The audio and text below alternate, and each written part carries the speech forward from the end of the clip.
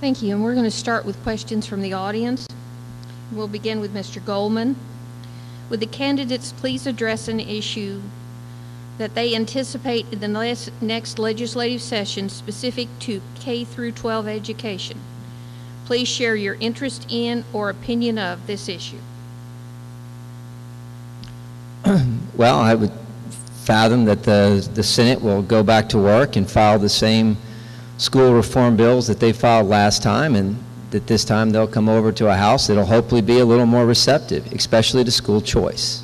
And choice is just that, folks. It says the state's not to raise your child. You as a parent are to raise the child. You're biblically called to raise a child. It's not the state.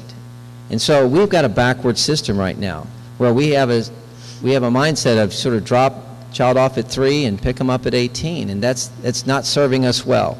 They have no choice. A lot of parents, I've coached a lot of single moms, a lot of folks in our community, and they're in youth football through the years, and I watch as they say, Brent, you know, can he play for you all year round? Because that's the only way he ever stays disciplined. And I say, you know, but I don't want to go to this school. I want to go to somewhere else. I want to go do this, that, or the other. And they ought to be able to have that choice. And choice doesn't mean, you know, choice is just that. Another public school. You could go to an open enrollment school somewhere else. You could go to a charter school. You could go to a university model school. It's about the money following the child because they choose to go to where, and then that way that parent is invested. We want our parents invested in their children.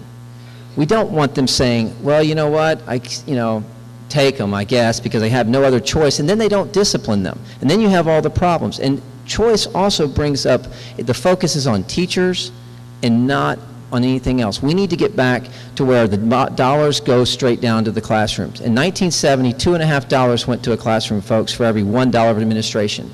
Today, it's 1 to 1.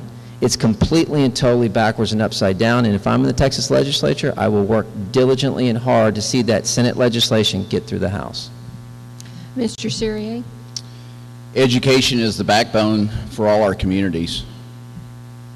We all want choices. We all want the best for our children. But if we go down the route that the Senate was proposing and defund our public education, that would be detrimental to these rural communities. It'd be detrimental to Bastrop County. It'd be detrimental to the other communities. We cannot go down that route. I am all for working together and figuring out how to come up with new ways to help create other choices, be in other types of schools in our system. I like the idea of having a competition and to drive us all to be better. I agree, we all agree that we want to be better. We need to do some things to help our public education, but to defund our public education is not the right way to do it. And I tell you, the allowing taxpayers' money to get out without accountability is not the right thing. We need accountability for those taxpayers' dollars.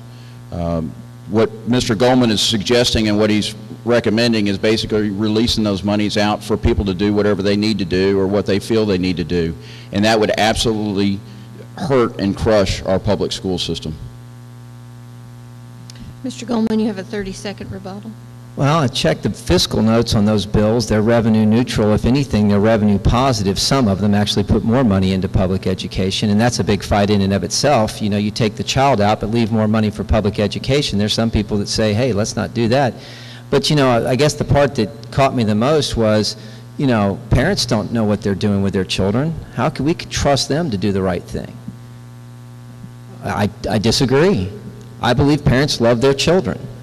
I believe poor parents love their children, rural parents, black, white, green, gray, whatever, love their children and will do the best for them.